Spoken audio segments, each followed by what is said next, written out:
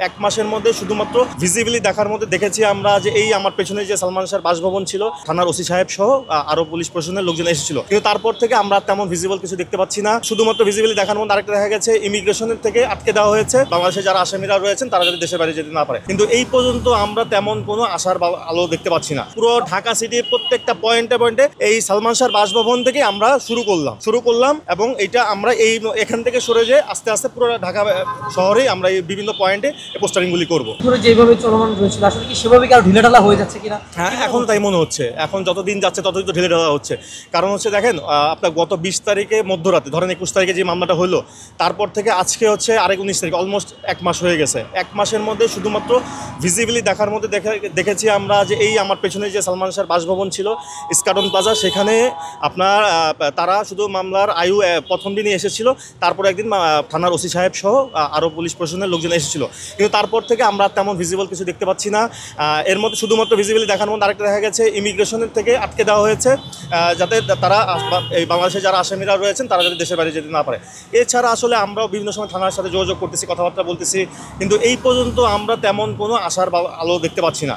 তো এই প্রতিবাদ স্বরূপ আমরা আজকে পোস্টারিং শুরু করেছি এবং সেটি পুরো ঢাকা সিটির প্রত্যেকটা পয়েন্টে পয়েন্টে এই সালমান শাহর বাসভবন থেকে আমরা শুরু করলাম এবং এটা আমরা এখান থেকে সরে যেয়ে আস্তে আস্তে পুরো ঢাকা শহরেই আমরা এই বিভিন্ন পয়েন্টে পোস্টারিংগুলি করব। দেখেন, একটি মামলা যখন 29 বছর ফাইলবন্দি থাকে, স্বাভাবিকভাবেই কিছুটা ধীরগতি হবে। কারণ আমি যতটুকু খবর নিয়ে দেখেছি, প্রশাসনের সাথে কথা বলেছি আমরা, তখন দেখতে পেয়েছি তারা ফাইলটা আপনার কোর্ট থেকে যে মামলার পুরো ফাইল যেটার উপরে তারা ইনভেস্টিগেশন করবে, সেই ফাইলটা আসতে সময় লেগেছে। তো স্বাভাবিকভাবে কিছুটা লেট হচ্ছে। আর তাদের সাথে যেটা কথাবার্তা হচ্ছে, তারা শুধু একই কথা, চেষ্টা করছি। কিন্তু দেখেন, বিভিন্ন মিডিয়া বা বিভিন্ন সময় দেখেছে 20 তারিখ দিন পর্যন্ত, যেদিন থেকে মামলার রায় হয়েছে সেদিন পর্যন্ত ডন সামিরা যারা বাংলাদেশে ভিজিবল ছিলেন, তাদেরকে দেখা গেছে তারা কিন্তু অ্যাক্টিভ ছিল। যখনই রায় ঘোষণা হলো তারপর থেকে তারা নিখোঁজ। তো আমরা আশা করব যত দ্রুত সম্ভব তাদেরকে, যেহেতু এখন ডিজিটাল যুগ, মানে আমি এর আগেও বিভিন্ন জায়গায় বলেছি, দেখেন এখন আসামি ধরাটা খুব একটা ডিফিকাল্ট হয় না, কিন্তু তারা বারবারই একই কথা বলতেছে যে দেখেন যারা আসামি তাদের মোবাইল সুইচ অফ হয়ে গেছে, এখন কোনোভাবে ট্র্যাক করা যাচ্ছে না। আমরা চেষ্টা করছি। তো আমরা এখনও প্রশাসনের প্রতি আস্থাশীল আছি। আমরা এই জন্য বড় কোনো ধরনের আন্দোলনে যাচ্ছি না, আমরা স্টেপ বাই স্টেপ আগাচ্ছি। এর আগে মানববন্ধন করেছি, এখন বাংলাদেশব্যাপী মানববন্ধন চলছে।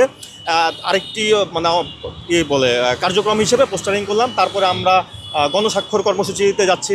মানে এরকম স্টেপ বাই স্টেপ বিভিন্ন রকম আমরা কর্মসূচি দিচ্ছি। দেখেন, আমরা তো আসলে সালমান শাহর ভক্ত হিসেবে আমাদের যতটুকু করা দরকার, যত রকম করা দরকার, আমরা সবটুকুই করবো আমাদের পক্ষ থেকে।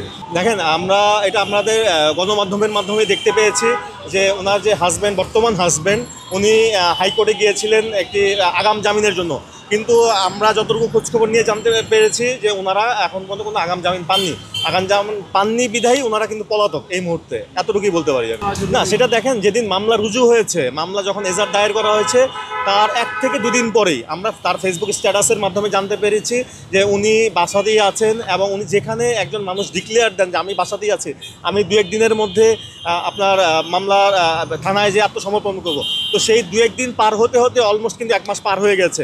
তো এখন পর্যন্ত ডন সামিরা, তো আপনারা যদি নির্দোষ হয়ে থাকেন, আত্মসমর্পণ করবেন বললেন, তাহলে এখন পর্যন্ত কেন আপনারা প্রকাশ্যে আসছেন না? আপনারা আত্মসমর্পণ করুন, আপনারা আপনাদেরকে নির্দোষ প্রমাণ করুন। আপনাকে তো ধরলেন, এটা তো মামলা মাত্র মানে একটি চলমান প্রসেস। তা আপনারা তো যখনই আত্মসমর্পণ করবেন অথবা পুলিশ আপনাদেরকে ধরলে আপনাকে সাথে সাথে আর ফাঁসি দিবে না, ওরা অবশ্যই নিশ্চয়ই কোনো আইনের প্রসেস আছে, সেই প্রসেসের মাধ্যমে তারা কাজ করবে। আপনারা আত্মসমর্পণ করুন, আপনাদের কাছে এটি